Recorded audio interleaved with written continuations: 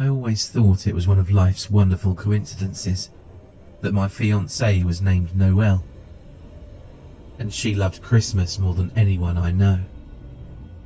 Every single year, as soon as Halloween was over, she'd be up in the attic fetching lights, baubles and tinsel, ready to transform our home into a space so festive it would put Santa's grotto to shame. I can picture her now, hanging bows and ribbons over the fireplace in our cottage, blonde hair tied back, stray specks of glitter on her cheeks, and with the sleeves of her latest awfully cheesy Christmas jumper rolled up so she could work even harder. I even joked that the first dance at our wedding would be to the strains of I'll Be Home for Christmas, and Noelle laughed until tears ran down her cheeks. She used to laugh a lot. That changed this year, in what was to be our last Christmas as an unmarried couple. The cottage had been decorated since the second week of November. We live on a small rural road, and there are only 3 other houses around us. As such, we didn't have much competition when it came to Christmas decorations, and we were always the first to switch on the lights on the front of our house. I'd spent a long time hanging strand after strand, bulb after bulb, and soon the front of our house was almost entirely covered in twinkling, sparkling lights. It was a time-consuming, fiddly job, and the electricity bill was going to skyrocket, but it was worth it. Just to see the childlike joy on Noelle's face when they were first switched on. I know it sounds corny, but Christmas with Noelle really was the most magical time of the year. And if she was excited at the switching on of the lights, she was practically jumping for joy when, 2 weeks ago, the heavens opened and a sudden flurry of snow drifted down onto our little lane. "Come look," she squealed, both hands pressed against the window, her nose a mere inch from the glass, as she beamed at the winter wonderland taking shape before her eyes. I slipped up behind her, wrapped my arms around her waist, and kissed her rosy cheek as we watched the snow fall together. Soon, everything was blanketed in crisp, pristine snow. I lit the log fire, mulled some wine, and we had a truly heavenly evening together. Sometimes, in my darkest moments, I can take comfort from the fact that Noelle and I shared that amazing night. Sometimes. The snow fell into the following day, and when we rose that morning, it was at least 5 inches thick. Noelle warmed her hands on her mug of coffee and stood at the window, transfixed. A short distance along the road, we could see our neighbours, Sarah and Kevin, who held their infant daughter Olivia in a baby carrier strapped to his chest, out in the yard building a snowman. We'd been good friends with them ever since we moved in, and it made me smile to see their ruddy cheeks and the small puffs of steam they exhaled that rose around them as they laughed together. Noelle waved down to Sarah. The diamond and pink sapphire engagement ring I'd agonised over for weeks, twinkling in the bright winter sunlight, and the happy family below saw her and waved back. I know this sounds cheesy, but it was an idyllic holiday morning. By midday, it became obvious that we weren't going to be driving anywhere for the foreseeable future, and my vain attempts to drive my battered old car out of the garage and across the snowbound driveway were very quickly dismissed as futile. Instead, I reversed the car back into its home, closing the garage door behind me. "It looks like we're stuck here," Noelle had smiled. I really hadn't minded. I could think of nowhere else I'd rather be. There was just one blip on our otherwise wonderful day. Just after lunch, I accidentally brushed against the tree, knocking our star from the top.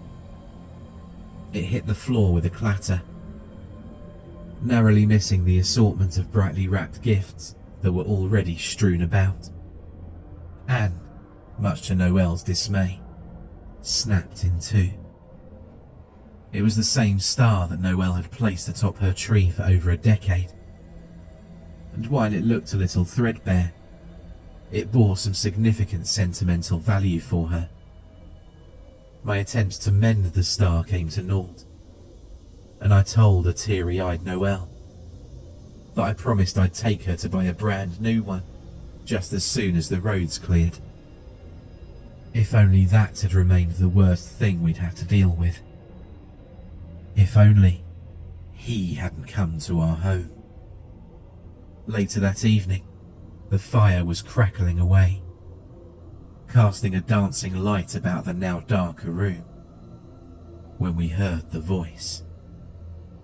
It took a few moments to recognize that it was real, not from one of Noelle's scratchy old Christmas records. It was a rich, deep voice, slowly and tunefully singing "I Saw Three Ships." Noelle recognized it a moment before I did, a look of unadulterated joy spreading across her beautiful face as I asked her, "Can you hear that?" "A caroller," she cried, actually clapping her hands as we wandered out into the hallway. As we moved closer to the door, I could see a figure through the misted glass. Even from here, I could tell he was a big man, at least 6'5", broad-shouldered and barrel-chested. His voice was truly mesmerizing. His tone was perfect, not unlike the bassy baritone of a crooner such as Bing Crosby or Dean Martin. I could never have imagined that a voice such as that could come from someone like him. Someone capable of the things he did. I opened the door and stood, my hand on the doorframe, just taking in the sight before me. For a second, I thought we might have been visited by Santa himself. The caroller was indeed huge, dressed in a thick, warm red winter coat. The hood pulled up over his head, casting his face in shadow. The coat was padded, lined with insulation, so it added even more mass to the hulking figure before me. He even had a long, unruly beard that spilled down his burly chest.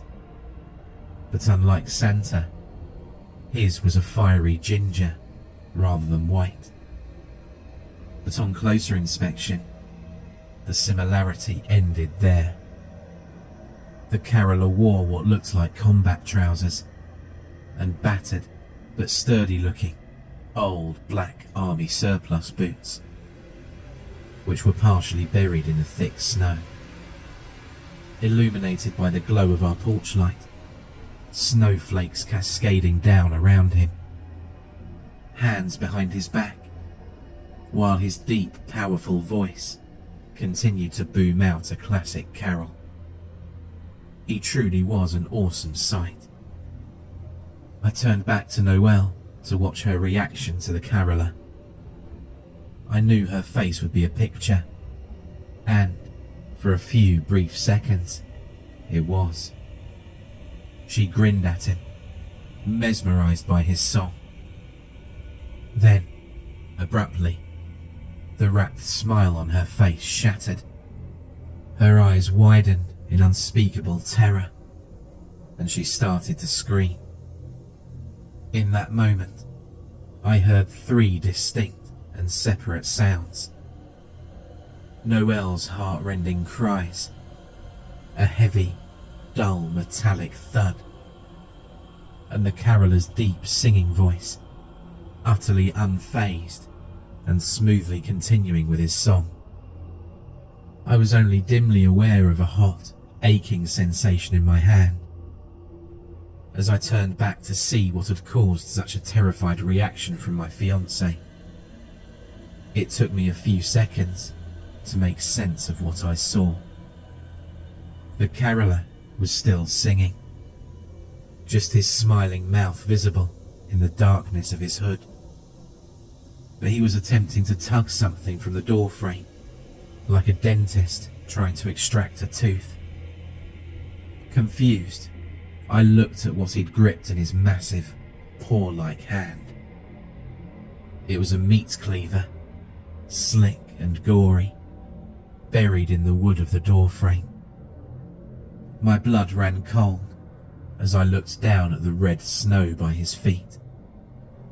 Scattered about his boots were some small, pink slugs. Why are they out in this weather? I thought to myself, as the caroller wrenched the cleaver free with his powerful arms. Then it dawned on me. They weren't slugs. They were my fingers. The caroller kept right on grinning and singing as he raised the cleaver for a second strike, and I froze, dumbly staring at the useless bloody stumps that marked where my fingers had once been on my right hand. Suddenly, Noelle was there, slamming the door closed in the caroller's face, still screaming. "Chris!" she cried, over and over. She grabbed my scarf from beside the door, the same warm, woolly scarf I'd worn while decorating the front of our home with lights, and then took my wounded right hand in hers. Gently, she pulled me away from the door, even as she wrapped my scarf around my mutilated hand as a makeshift bandage. The dull ache was now a roaring pain, white hot, and sending sparks of agony up my arm with every beat of my heart. "The police," I mumbled, my vision suddenly starting to swim. Maybe it was blood loss, maybe it was shock, but every step I took away from the door was shakier than the last. Noelle pulled my arm over her shoulder, and together we staggered into the lounge, to the phone. Outside, the caroller continued to sing.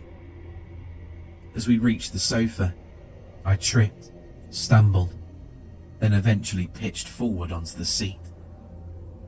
Without thinking, I tried to break my fall, putting my hands out before me. Even wrapped in the scarf, the sudden jarring impact as the ruined stumps on my right hand struck the hard back of the chair was agony, causing me to cry out in pain. For a moment or two, I could only hear the rushing roar of my own blood in my ears. My vision little more than a white haze, as if I'd fallen face first into the deep snow outside. I don't know how close I came to passing out, but when I was next aware of my surroundings, Noelle was cradling my head in her hands and telling me that I needed to stay with her. "Please, Chris," she whispered frantically. "Just stay awake. You need to stay awake." I nodded dully, knowing that somehow, fortuitously, I'd ridden out the pain. "Phone," I whispered again. "Police." Seemingly reassured that I wasn't going to pass out anytime soon, Noelle nodded grimly, planted a kiss on my forehead, then scrambled across the room to the phone. She picked up the receiver, quickly punched the buttons, and then she started to weep. "It's dead," she sobbed, dropping the phone to the floor. "The line's dead." "The snow?" I asked. But even as I said it, I heard the voice from outside, echoing under the moonless sky. It was Silent Night. He was taunting us, telling Noel and I that he knew we weren't able to place the call. Then I saw that cleaver again in my mind's eye, its brutish weight and wicked sharp edge, and I knew he'd cut the cable. He'd silenced us. "Your cell," I hissed, and Noel nodded, before dashing out of the room and up the stairs to our bedroom. There was silence for a few seconds. Then I heard her despairing cry. "Call failed." She ran back to me, dialing the emergency services over and over, each call ending in the same infuriating beep. I saw red, blood pounding in my ears. Before I knew what I was doing, I was already lunging towards the door. I don't know if I really thought I could hurt him, but I know that in that moment, I was ready to risk it all to try. I shouted a tirade of expletives, adrenaline coursing through my veins, and lurched across the room. Then, once again, Noel was there. She deftly stepped between me and the door, her big green eyes locked on mine. "No," she said, quietly but firmly. "Don't go out there. Please. I need you." And with that, she placed her left hand on my chest. The jewels in her engagement ring twinkling like lights on the tree just a few feet away. I felt the rage and fury ebb away, seeming to pour out of me as I realized she was right. If I ran out there and tried to fight him, what would happen if I lost? What would he do to her? It wasn't a risk I could bear to take. "Okay," I said, calmer, quieter. She didn't drop her hand straight away, frowning at me for a second longer.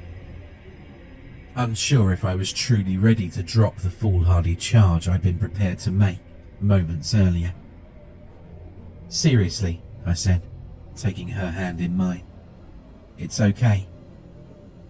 With that, she nodded, then embraced me, holding me close as we both tried to comprehend the horror of what had just happened. It took me a moment to realize that once again, the night had fallen quiet.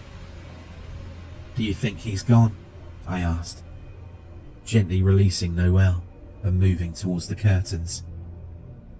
"I don't know," she whispered back, already trying her phone again.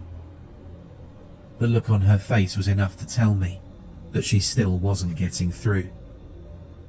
Coverage had always been an issue in our house, especially when we had atmospheric conditions such as rain or snow to contend with. We used to joke that the fact that no one from the office could ever reach her on a day off was the clincher in our decision to buy this place. We used to joke about a lot of things. I inched closer to the curtain, preparing to peek outside. I don't think I'd ever been more frightened than I was at the moment my hand closed around the material and prepared to pull it aside.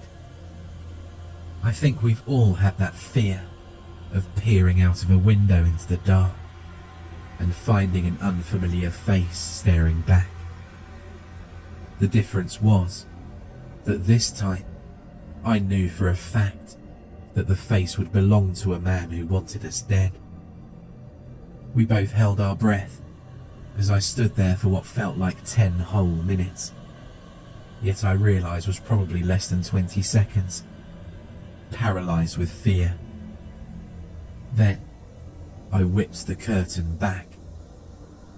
There was nothing there, just our yard and the dark streets beyond. I stood staring out into the night, trying to spot even the slightest hint of the caroller's presence. However, snow changes the familiar into something else. It coats and covers everything, obscuring some things, its bright colour lightening and transforming others. The weight of the drifts on the trees, hedges and bushes outside caused them to lean and sag under its weight. As the wind caused the branches to bob, each of them looked like a pale, watchful face, peeking out at me from behind a strange, shapeless white blob that could have been anything from a bike to a climbing frame to a rose bush. Time and time again, I thought, just for a split second, that I caught sight of the monster in the red coat, but I neither saw nor heard a thing. Finally, I exhaled. "He's not there," I said. "So what do we do?" Noelle asked me. The sudden wave of relief I'd been feeling dissipated as I realised that the absence of our tormentor didn't mean anything. He was still out there, somewhere, and we had no idea if or when he might return. "We need to get somewhere safe, quickly," I replied. "The car?" Noelle suggested. It was the only course open to us. That, or walk out into the dark night where he was waiting for us. I nodded, and then, as fast as we could, we dashed through the house to the kitchen. There was an adjoining door to the garage, so we'd be able to get to the car without needing to venture outside. I told Noelle to wait at the door while I got in the car, started the engine, and then opened the sliding garage door to check that the path was clear. If that all went without a hitch, she was to run straight to the passenger side door, and then we would get the hell out of there, and not stop until we hit the nearest town a few miles away. If anything else happened, she was to slam the door and lock it. At first, she protested, but I made her promise that she'd do as I asked. I couldn't let him have us both. It seemed like a good idea, one that could work. I really thought it could. With her reassurances that she wouldn't take any risks ringing in my ears, I kissed Noelle goodbye and stepped into the garage. As I crept into the shadowy interior, I felt the temperature drop drastically. It must have been below freezing outside. Yet still I could feel beads of sweat running down the small of my back, perspiration causing my shirt to cling to my armpits and sides. I was terrified, my head snapping back and forth into every corner, expecting the red-clad invader to suddenly bear down on me, cleaver raised, that terrible grin on his face. It never came, but that open space between me and the car left me feeling horribly exposed and vulnerable. I glanced back over my shoulder, once, twice, 3 times. But each time, the only face I saw was Noelle staring back at me, tight-lipped and teary-eyed. Finally, I reached the vehicle, cursing when I saw that the windows were frosted over. That meant spending even more precious seconds with the engine running. Even longer that I'd be broadcasting our intentions to the caroller. As quickly as I could, I awkwardly threw the door open with my left hand, then dived inside, slamming the door closed behind me, a steel barrier between myself and the horrors outside. I breathed a long sigh of relief, then inserted the key in the ignition. I took a deep breath, turned it, and it purred to life. I don't think I'd ever been so grateful to hear a noise in my life. Quickly, I flicked the wipers on, hoping to clear my field of vision. I heard the rhythmic squeak as the rubber swept back and forth against the glass. But to my confusion, the window didn't clear. Frowning, I reached out to the screen and drew my fingers across it. They came away wet, leaving clear streaks that revealed the garage door before me. Condensation, not frost.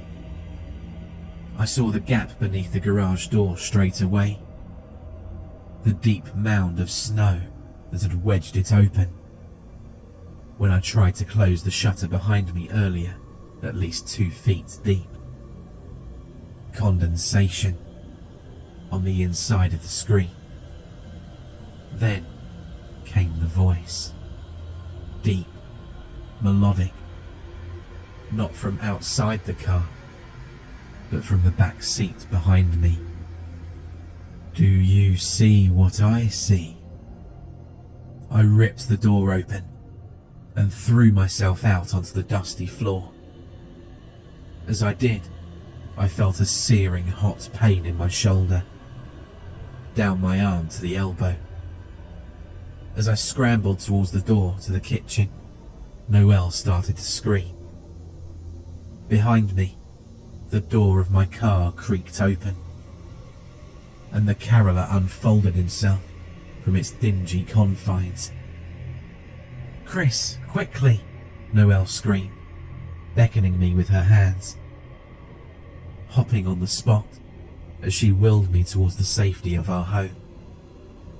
I don't remember regaining my feet, or that short dash to the doorway. Instead, my next memory is of bracing the door with my shoulder, leaving an angry crimson smear on the paint from the fresh wound on my arm, while Noelle stood beside me, locking it. No sooner had she turned the key than came an enormous thump of impact, one that rattled the door in its frame, so powerful that both Noelle and I cried out in alarm. Then came another crash as the caroller threw his bulky frame against the door again, then again. Finally, he stopped, seeming to realize the futility of his efforts. He crooned gently behind the door. There was no sound of exertion in his voice, not the slightest hint that seconds earlier he'd been kicking and pounding on the door to kill us. He was like a machine, inhuman, relentless and without weakness. Noelle and I stood frozen, staring towards the entrance to the garage. From beyond the door, we heard shuffling footsteps heading away from us, his voice fading as he walked back towards the garage door. We spent the next 5 minutes pushing bookshelves, tables, sofas, anything and everything bulky that we could lay our hands on, against all of the windows and doors on the ground floor. "Upstairs," I said when we finished. Noelle nodded and followed me up the stairs. As I walked towards the bedroom door, I heard a sudden crash behind me and nearly jumped out of my skin. Whirling around, I saw the cabinet from our landing, now on its side, blocking the top of the stairway, Noelle pushing it into place. "Another barrier," she whispered. "It could buy us time." I hadn't even thought about what we'd do should the caroller gain access to our home, but Noelle had, adding an extra level of security that could buy us valuable seconds should the worst come to the worst. "You're bleeding," she said, flatly, her voice dull, numbed by shock.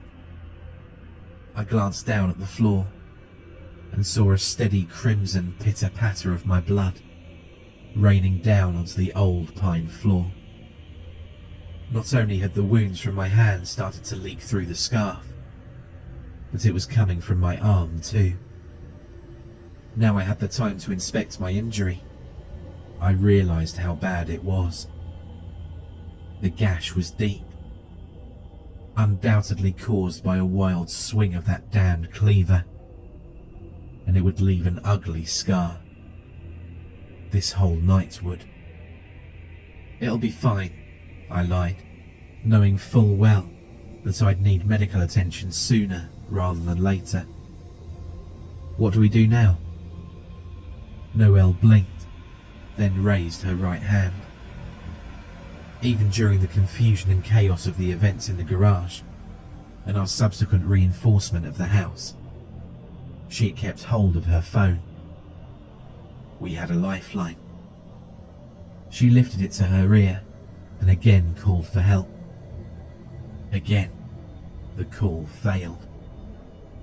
As she tried again and again, I moved over to our bedroom window and peered out into the darkness beyond the glow of our Christmas lights.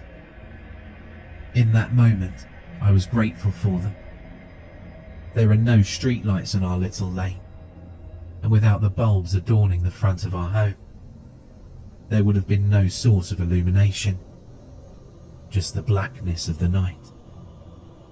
Instead, they cast a glow that lit to just beyond the edge of our driveway. It wasn't much, but enough to see if our tormentor was again at our door.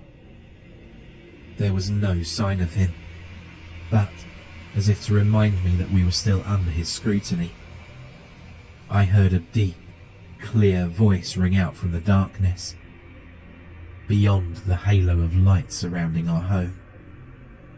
It was Good King Wenceslas. Another message, another warning that he was watching us and knew exactly what we were doing. I retreated from the window, terrified that at any moment his cleaver would come arcing out of the darkness, circling end over end until it crashed through the glass and into my exposed face. "I can't reach them," Noelle said, tears of fury in her eyes. "This phone's useless. I can't reach anyone." "It's okay. Keep trying," I said, slipping my arm around her. Even as I said this, I knew things were far from okay, and that I needed to think of something, anything, to ensure that we made it through the night. Racking my brain, I sat heavily on the bed and watched as she walked over to the window, pulling back the edge of the curtain to peek out into the night. She stood there in silence, her back to me for a long time, and as she did, I realised that once again, the caroller's voice had fallen silent. "Do you see anything?" I asked, as I climbed to my feet and walked up behind her to join her vigil at the pane. "Nothing." I looked over her shoulder at the street below and saw something that made my heart freeze. Over the road, just a little down the way, I could see light from the windows of Kevin and Sarah's home. Our neighbours, with their baby daughter, were at this monster's mercy. I gasped in realisation, and as I did, Noelle followed my gaze, then clapped a hand to her mouth. "Oh no," she cried, fresh tears springing to her eyes. I stared out into the darkness and realised that our friends and their child needed to be warned. I needed to go out into the night. "I need to get to them before he does," I whispered, my voice betraying my terror. "Chris, you can't," Noelle cried, her hands gripping onto my shirt, her head shaking back and forth in denial. "I can't leave them to him," I said, gently loosening her fingers from my clothes. "They have a baby, Noelle. Olivia is just a baby." "But what if you don't make it there?" Noelle asked, anger in her voice now. He'll kill you, and you'll have died for nothing. Then he'll come here and kill me. Then he'll kill all of them, all of us, for nothing." "And what if I do make it there?" I replied gently. "Their phone might still be working. Maybe they have coverage in their home. And Kevin drives a 4x4. If anyone's car is getting out of here, it's his." Noelle stared at me, furious and frightened, and it took every ounce of resolve I had to stick to my guns. More than anything, I wanted to just hide with her and hope that somehow, something else, somebody else, would make everything better. I wanted to stay, but I didn't. God damn me, I didn't. "Keep calling for help," I said. "Keep watch out of the window. If you see anything, you'll be able to warn me. With you watching my back, he won't be able to sneak up on me. I'll be safe." Noelle glared at me, her lip trembling. Then, finally, she shook her head and dropped her gaze to the floor. "Okay," she muttered, her voice barely audible. "I'll make it," I said, lifting her chin up. "I promise I will." "Okay," she said again, then wrapped her arms around me, holding me tight. We stood like that for a long time, neither saying anything. What else was there to be said? Eventually, we clambered over the cabinet at the top of the stairs and crept down them. We went into the kitchen, where we each grabbed the biggest carving knives we have, then made our way to the front door. Through the misted glass, I could see the snow falling again, heavily. Huge flakes the size of quarters. That's good, I thought. It'll hide me from him. I carefully slid the table away from the door, loosing the chain and unlocking it. "Lock this behind me," I said. Then I kissed my fiancée goodbye. As I flung the door open and darted out into the cold night air, I heard her voice behind me. "I love you." Then the door was closed, and I heard the locks clicking into place even as I dashed, crouching, towards the hedge. Feeling frighteningly exposed in the glare of the Christmas lights on the front of our home, I shuffled around the hedge on my hands and knees, the sound of my own breathing deafeningly loud in my ears, frantically looking around me for any signs of the red-coated maniac who'd mutilated my hand. My feet sank into the snow, causing me to stumble, but I kept my head down and I plunged onward. I ran as if my life depended on it. My life did. It was just 100 feet or so to Kevin and Sarah's house, but the distance seemed to yawn before me.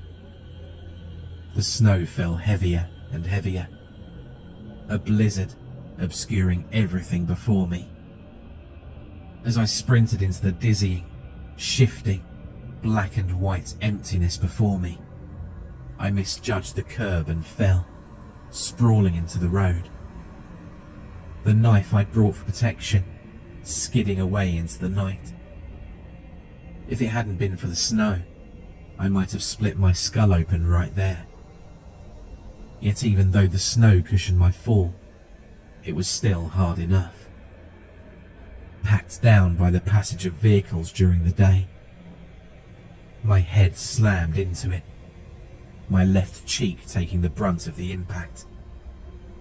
I rolled over and over, dizzy, my left eye already closing as my face swelled. I didn't realize it then, but the blow had actually fractured my cheekbone. Instead, I lay there, my senses scrambled, my vision swimming. I tried to regain my equilibrium, rolling onto my front and slowly lifting myself up onto all fours. Then I heard him. "Oh, Christmas tree, oh, Christmas tree, how lovely are your branches." It was like being doused with a bucket of iced water. My head cleared instantly. The voice was loud, clear, close. I sprang to my feet and forged forward, desperately glancing around me, terrified that the cleaver-wielding monster would suddenly loom out of the darkness, that sick smile on his face as he sang. But instead, the figure remained motionless, impassive. A snowman. The same snowman I'd seen Kevin and Sarah building that very afternoon. It stared down at me, that silly, wide smile on its face. I almost wept with relief. I pitched forward, and then the door was there. I braced myself, lowered my shoulder, and with a deafening crash of splintering wood, the door burst inward, and I slid into the sanctuary of their bright hallway. Gasping, sweating, bleeding, I turned and slammed the door closed behind me, then stood for a moment, trying to catch my breath. With that, I heard the opening line to White Christmas. I span around towards the voice desperately, terrified, a surge of adrenaline flooding through me. My eyes swept around our neighbour's homely house, towards the stairs, the kitchen, the living room, expecting to see the caroller at any moment. But he wasn't there, nor was anyone else. The house was still. And then I realised that wasn't his voice. It was the original recording. Bing Crosby's voice coming from a speaker somewhere within the house. I actually laughed. A sudden, unexpected noise that seemed to bubble up from my chest and out of my mouth without warning. Finally, the laughter, or was it sobbing, subsided, and I coughed to clear my throat. Then I realised that other than the voice of good old Bing, I hadn't heard a single other noise. Not even a mouse. I'm sorry. I didn't mean to be so callous. This is hard. I can't forget that night. I can still see what I saw in there. What he did to those people. I found Kevin on the rug in front of their fire. His face looked terrified. Empty, bloody, eyeless sockets. Gazing towards the family's lopsided tree. Broken baubles on the floor around his mutilated torso. Later, I learned they weren't logs crackling away on the fire. They were his legs.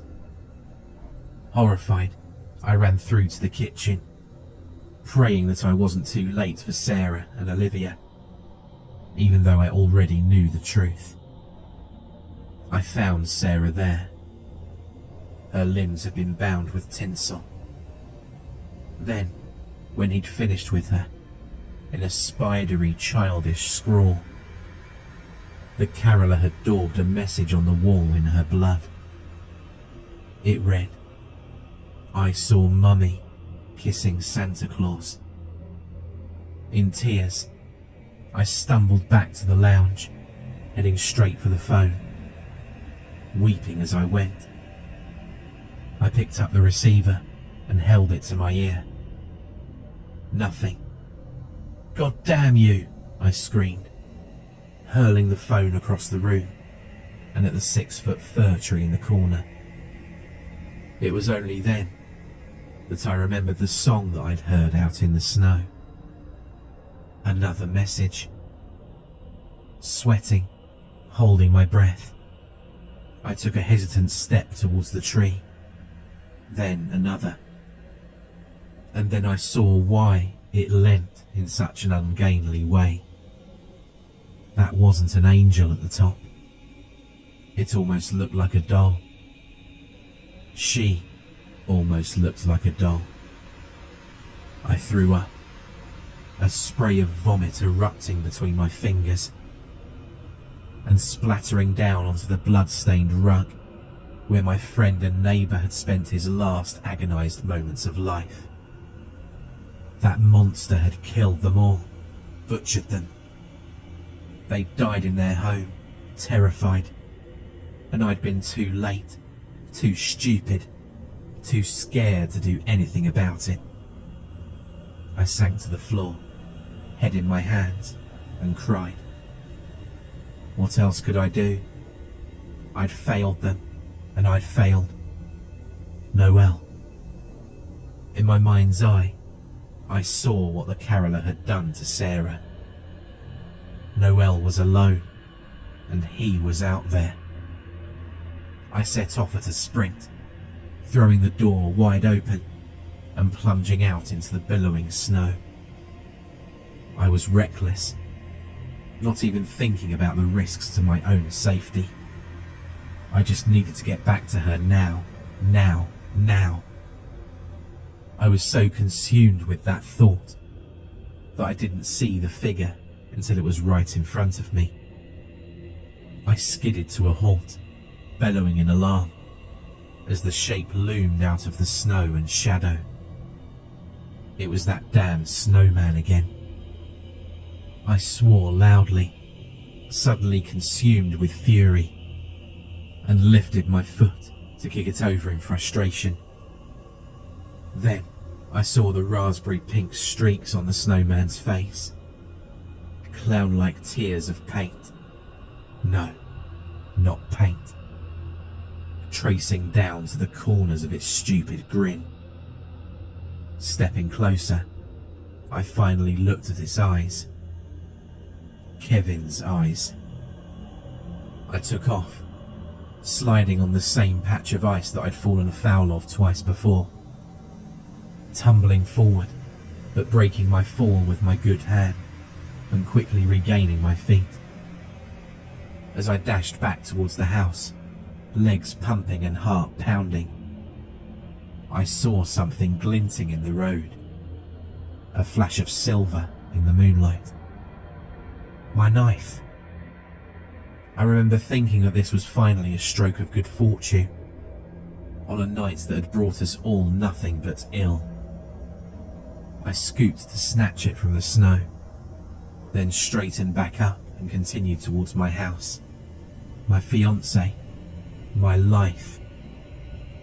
I'd taken barely 2 more steps when he slammed into me, the knife again flying from my grip, my unprepared body hitting the hard-packed snow with a thud.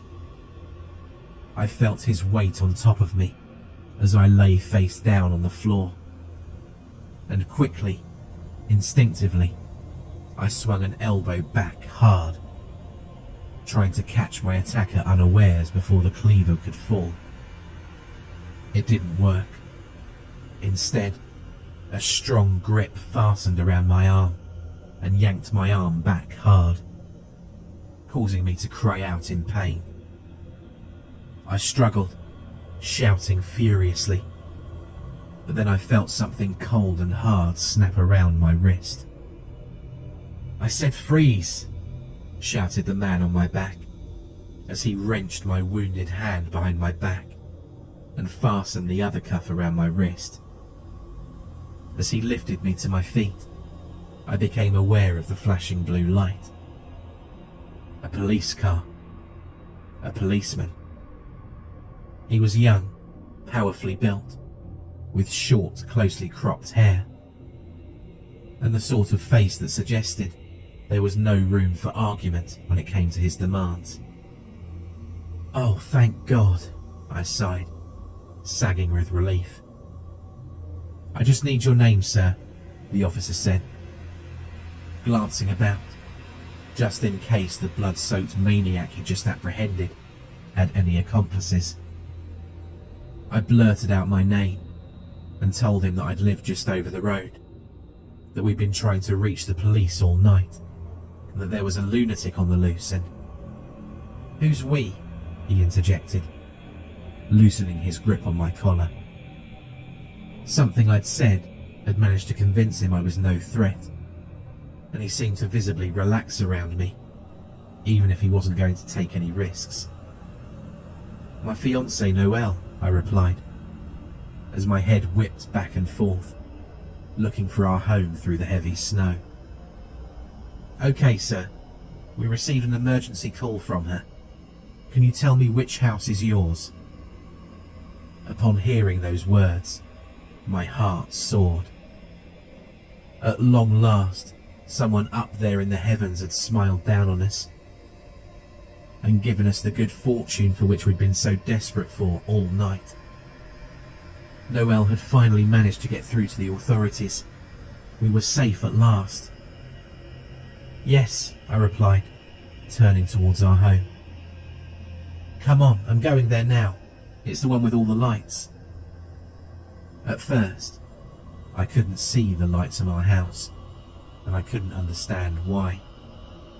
Finally, I spotted them, but something was wrong. There weren't as many.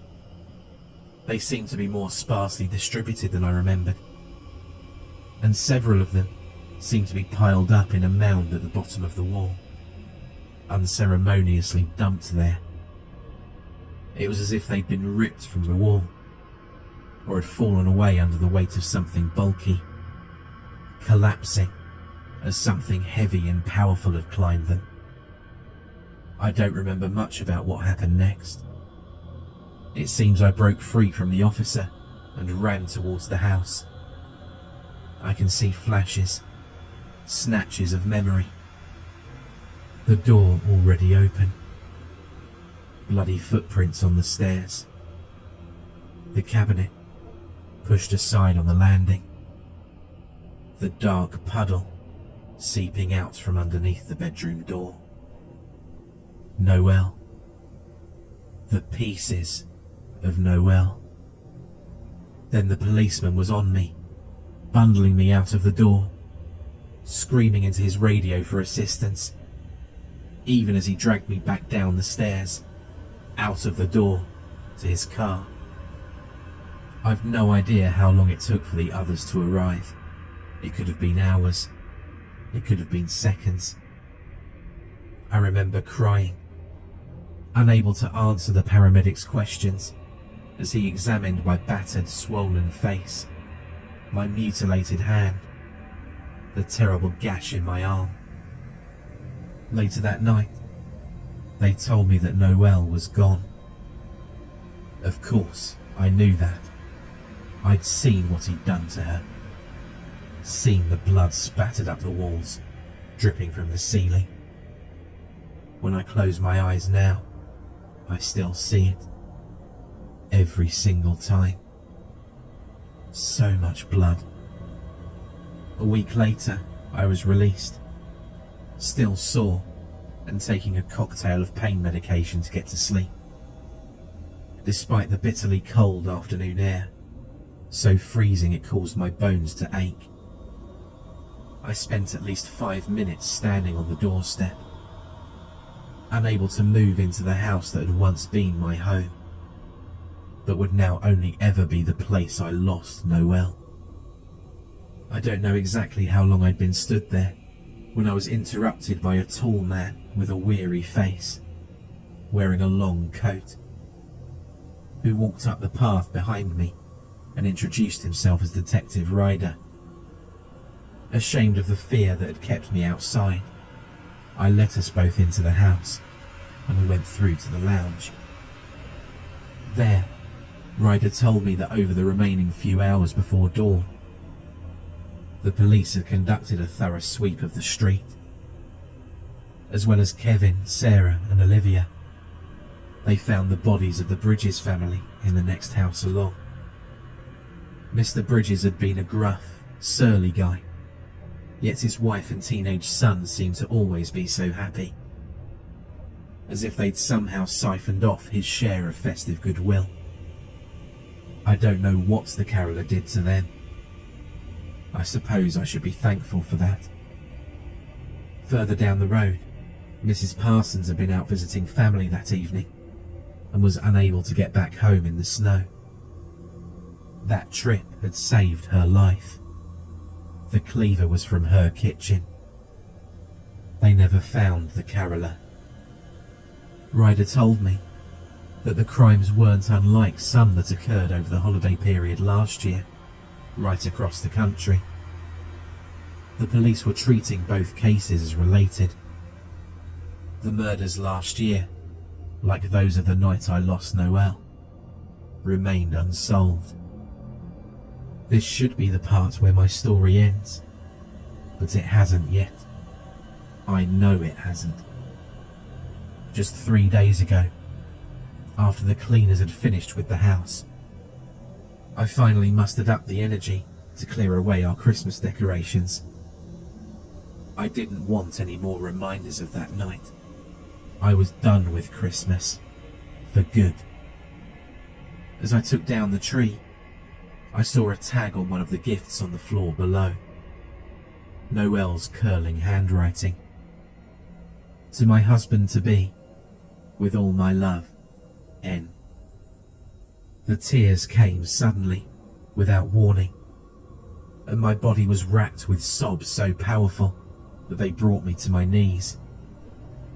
I crouched there, beneath the tree, and wailed and howled, as if the only release from my grief would be to scream it out of me. If only it were that simple. Finally, the pain subsided, and I wiped the tears and snot from my face with the gauze on my still bandaged hand. I was alone. I will always be alone. Kneeling there, I started to rummage through the presents, sorting them into piles, mine and Noelle's, stopping occasionally to weep once more, as I thought about how Noelle would have reacted to each of the gifts I bought her, or to sob as I read more of her thoughtful handwritten tags. I thought I'd finished when I spotted one last parcel, way down at the back of the tree. It was small, shoddily wrapped, and seemed out of place there. The pattern on the paper was unfamiliar and seemed a little strange. Odd spots dotted about it in a haphazard manner. Confused, I reached back and pulled it out. There was no tag on it, so I held it up to take a better look. That was when I realised that the spots on the paper weren't some avant-garde pattern. It was blood, seeping through from within. I don't know why I didn't just throw it across the room and get straight on the phone to Detective Ryder. I don't know why I had to open it, had to see what he'd left for me. But I did. I had to look. With a shaking hand, I peeled back the paper to reveal the dirty cardboard box. One that was taken from our own trash. On top of it was a note, written in that same childlike scrawl that I'd seen on the wall in Kevin and Sarah's kitchen. I read it, then slowly unfolded the lid of the box. I saw grey skin, dark red flesh, white knobs of bone. He'd made a star for the top of the tree, one he'd fashioned from fingers, bound together with his own thick red hair. At first, I thought he'd just scooped up mine from the snow, but I soon realised that there were too many. It was only when I recognised the diamond and pink sapphire engagement ring on one that I realised he'd used some of Noelle's too. Detective Ryder arrived quickly. His team took the star and the note, searching it for further clues, running it for DNA and fingerprints, seeking some clue as to the identity of the caroller. They didn't see what I saw, didn't understand his message to me. Today, I bought a gun, and tonight I will sit by my door and wait for him to return. And if he doesn't, I'll do it again tomorrow night and the next night. I'll wait every night until Boxing Day, because I know that between now and then, he's coming back to finish what he started, to finish me. I'll sit, the gun in my hand, waiting to hear that voice one more time. And then either I'll kill him, or he'll kill me. I'll let you know if I survive. But if you don't hear from me, beware. Should you hear a deep voice singing out loud and clear one cold Christmas evening, lock your doors, switch off your lights, phone for help and pray. It might be enough to save you. It might be. I suppose you want to know how I came to realise that he'll be coming back. What the note said that Ryder and his team have yet to decipher. It was more lyrics. Another message through song. The line was from a track I'd heard hundreds of times during my relationship with Noelle. One that I'd even joked would be the first dance at our wedding. It was a line from I'll Be Home for Christmas. The note simply read, "You can count on me."